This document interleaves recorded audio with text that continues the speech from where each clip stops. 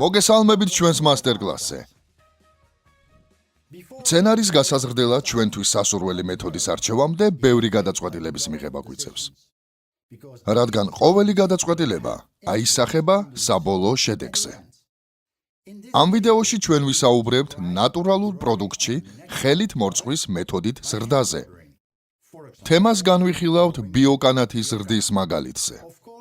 ზრდას, რა თქმა უნდა, ბიოკანას ბუნებრივი ბიოტერას სუბსტრატით ვიწყებთ. ბიოტერას სუბსტრატში სცენარის გაზრდა შეგიძლიათ ბუნებრივ პირობებში ზრდის მსგავსად. ორგანული პროდუქტებით ზრდა რეალურად ძალიან მარტივია. არ არის საჭირო ისის და pH მაჩვენებლის კონტროლი. აღსანიშნავია, რომ თავად სუბსტრატს აქვს pH ბუფერი და საკვები ნივთიერებები თავად არის ბუფერის სასუქში. რათა მცენარე მიიღოს ყველაფერი, რაც მას სჭირდება. ამ გზით თქვენ არ აზიანებთ გარემოს. ასე რომ, ბევრი გროუერისთვის ზრდის მარტივი სისტემა ყველაზე მნიშვნელოვანი არგუმენტია მინერალური სასუქებით გაზრდის წინააღმდეგ. მათ სურთ მცენარის ეკოლოგიური, ანუ ბიოლოგიური გზით გაზრდა.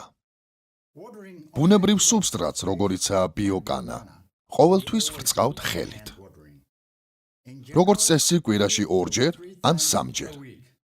შესაბამისად, ეს პროცესი არ განსხვავდება სტანდარტული მინერალური ნიადაგის მორწყვისგან. გამომდინარე იქიდან, რომ პროდუქტი ბუნებრივია, ხელმისაწვდომი საკვები ნივთიერებების რაოდენობა, რა თქმა უნდა, არაორგანულ ნიადაგზე მეტია. შედეგად, ნაყოფს ექნება სასიამოვნო გემო და ხარისხი. ეს ასევე ნიშნავს, რომ თქვენს მიერ წარმოებული პროდუქტი იქნება ორგანული. ეს არის ზრდის ძალიან მარტივი სისტემა. ამიტომ ჩვენ მას დამწყებთათვის სასურველ მეთოდად მივიჩნევთ. მაგრამ ეს მეთოდი არ არის მხოლოდ დამწყებთათვის, რადგან ეს სუბსტრატი და სასუქები ასევე იდეალურია ხარისხზე და გემოზე ორიენტირებული მომხმარებლისთვის. თუ ეს არგუმენტები თქვენთვის საკმარისი არ არის და გსურთ სცადოთ ზრდის ალტერნატიული გზა, ჩვენ გვაქვს სხვა ვიდეოებიც.